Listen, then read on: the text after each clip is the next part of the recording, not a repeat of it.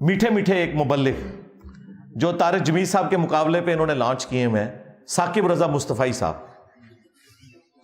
ہائے ہائے ہائے ہائے، وہ خواجہ باب الحق نقشبند کے بارے میں بتا رہے ہیں کہ ان کی ایک مریدنی تھی، ہاں، اس کو بادشاہ وقت نے ایک مینارے سے گرایا، ہاں، اور وہ بخارے میں تھے۔ وہ کہتے ہیں کہ مریدنی نے آخری وقت میں بجائے اللہ کو پکارنے کے نا بابے کو پکارا، اوکھے ویلے بزرگ کام آتے ہیں۔ تو آگے الفاظ دیکھیں اس ذمہ دار شخص کے، یہ کہتا ہے کہ جی وہ بزرگ آئے اڑ کے اور انہوں نے مریدنی کو کیچ کر کے، ہاں اس میں الفاظ ہے پکڑ کے، تو زمین پہ آرام سے رکھ دیا جب اس کو دھکا دیا جلاد نے۔ حضرت شاہ نقشبند بخاری علیہ رحمہ نقشبندیوں کے امام ہیں۔ آپ کابل میں تشریف لائے تو بادشاہ کے گھر میں کام کرنے والی ایک خاتون آپ سے روحانی نسبت قائم کر لیتی ہے۔ جو اس کی ہم منصب تھیں انہوں نے اس سے حسد کیا اور بادشاہ کے گھر کا زیور چوری کر کے اس پر الزام دھر دیا اور گواہیاں بھی دے دی۔ بادشاہ کو بڑا غصہ آیا، اس نے کوئی بات سنے بغیر کہا کہ اس کو لے جاؤ اور محل کی چھت سے اوپر گرا دو۔ خیر اس کو چھت پہ لے گئے، جب پھینکنے لگے تو اس کے دل میں خیال آیا، وہ کسی نے بتایا تھا کہ اوکھے ویلے بزرگ کام آتے ہیں، تو اس سے بڑھ کر اوکھا ویلا ہو کیا سکتا ہے؟ تو اس نے بخارے کی طرف منہ کر کے کہا، شیعہ للہ چو گدائے مستمند المدد خواہم ز شاہ نقشبند، اور اتنے میں جلاد نے پیچھے سے دھکا دے دیا۔ جب وہ نیچے گئی تو حضرت شاہ نقشبند بخاری نے پکڑ کے آرام سے زمین پہ رکھ دیا۔ تو حیرت زدہ ہوگی، حضرت آپ کب آئے تھے؟ کہا تو از چبارہ آمدی من از بخارا آمدم، تو چبارے سے چل پڑی تھی، میں بخارے سے چل پڑی۔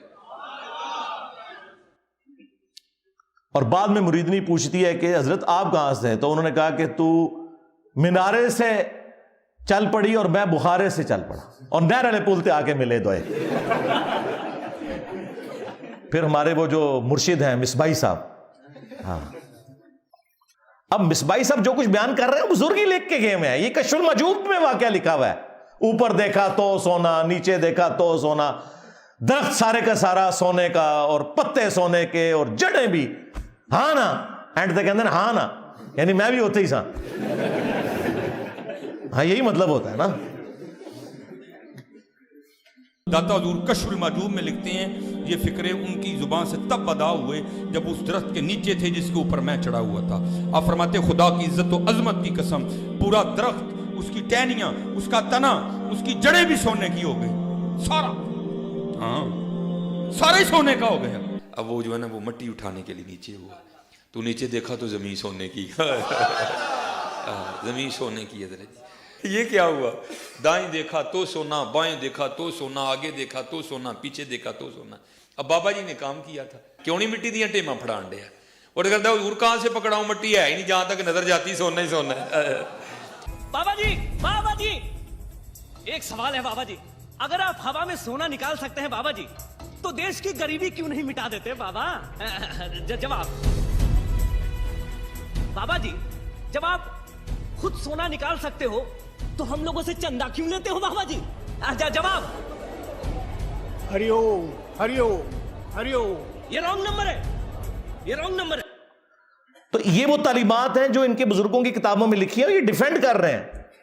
ہم اس کے جواب میں پھر آپ سے نہ پوچھیں کہ تم بزرگوں کے بارے میں کلیم کر رہے ہو کہ وہ نیچے دیکھتے تھے سونا بنا دیتے تھے، درختوں کو سونے کا بنا دیتے تھے۔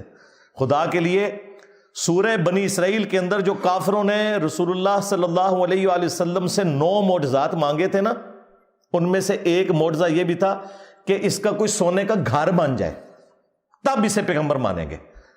تو اللہ تعالیٰ نے پتہ اس کے جواب میں کیا کہا کہ تم فرماؤ میں تو بشر ہوں، رسول ہوں، اللہ کا پیغام پہنچانے والا ہوں، یہ اللہ کے اختیار میں ہے۔ رسول اللہ صلی اللہ علیہ وآلہ وسلم کے لیے تو اوپر دیکھیں تو سونا، نیچے دیکھیں تو سونا تو نہیں ہوا، جہاں پہ نبوت بھی سٹیک پہ لگی ہوئی تھی اس حوالے سے کہ کافر وہ ڈیمانڈ کر رہے تھے معجزہ۔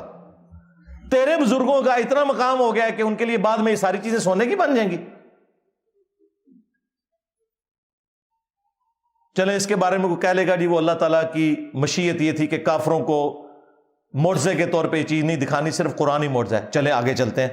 سورہ التوبہ میں اللہ تعالیٰ فرماتا ہے کہ غزوہ تبوک کے موقع پر جب کچھ غریب اصحاب رسول اللہ کے پاس آئے اور انہوں نے کہا یا رسول اللہ صلی اللہ علیہ وآلہ وسلم، آپ ہمارے لیے کوئی ساز و سامان کا بندوبست کر دیں، کوئی سواری کا، 700 کلومیٹر دور جانا ہے رومن امپائر کے بارڈر کے اوپر تبوک کے لیے، تو ہم بھی آپ کے ساتھ چلیں گے۔ تو نبی علیہ السلام نے فرمایا کہ میں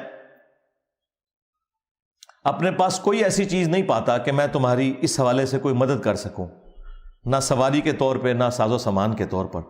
اے نبی، تم دیکھتے ہو کہ یہ تم سے اس حال میں واپس پلٹتے ہیں کہ ان کی آنکھیں آنسوؤں سے تر ہوتی ہیں، اس غم کے سبب کہ وہ اپنے نبی کے ساتھ قتال میں شامل نہیں ہو سکیں گے۔ اب نبی علیہ السلام تو کہہ رہے ہیں کہ میں تو کوئی ایسی چیز نہیں پاتا کہ میں تمہاری مدد کر سکوں، تو اس موقع پر اوپر دیکھا تو سونا، نیچے دیکھا تو سونا کیوں نہیں ہو گیا؟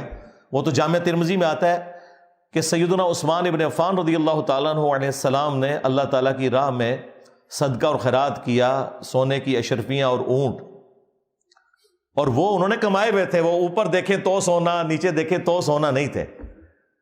تو تمہارے بزرگوں کے لیے ہم کیسے مان لیں؟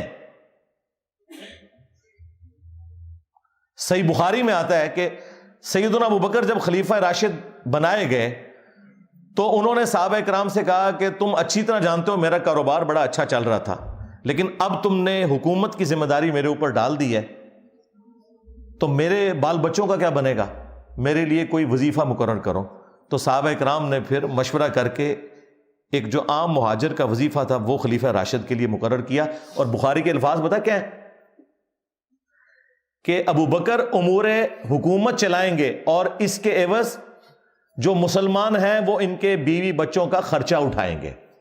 کتنی گستاخی ہے کہ ابوبکر کے گھر والوں کا خرچہ مسلمان اٹھا رہے ہیں ان کے بقول، لیکن ہمارے نزدیک ایسا ہی ہوتا ہے بھائی۔ یہ نہیں ہوا کہ حضرت ابوبکر نے مسلح اٹھایا تو نیچے سے سونا نکلا ہے، نہیں نکلتا ایسے سونا، ایسا تو نہیں ہوتا۔